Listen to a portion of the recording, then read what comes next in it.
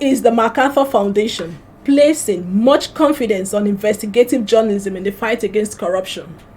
The media is probably the only member of the civil society with a constitutionally established role, which makes it a very critical part of any government or governance process anywhere in the world where democracy exists. In our country, the Constitution actually acknowledges the responsibility of media as a watchdog.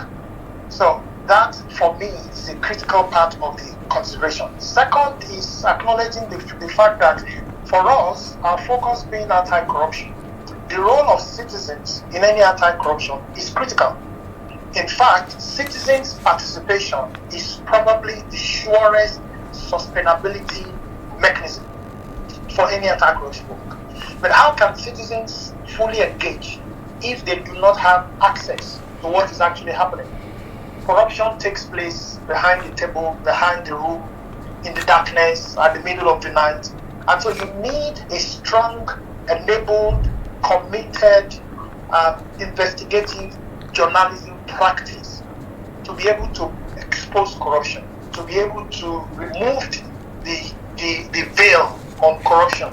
And so that's partly what is also motivating our involvement, that we are trying to get media organizations to begin to focus more on investigative journalism in order to provide the information that the public out there needs to be able to get involved. And I think a third important motivation for us is acknowledging that fighting corruption is dangerous anywhere. Third motivation is acknowledging the fact that the fight against corruption anywhere is dangerous and will always pitch the media against government. Now, there is a connecting corollary, which is also the fact that on the one hand, the public expects the media, investigative journalism, to expose corruption.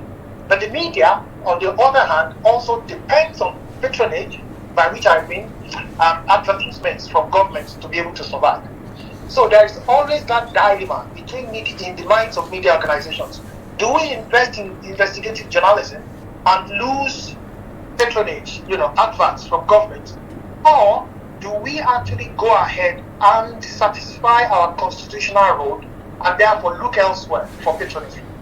So this is something that the foundation feels is at the heart of the reason why there are only very few organizations doing investigative journalism. If you take a roll call today, most of those media organizations doing investigative journalism are donor funded. The Sahara Reports, correct, the Cable News, the Primark, the Signature TV, all of these organizations are all donor funded. And so part of what we are also trying to do is to work with these different organizations to be able to create new business models that guarantees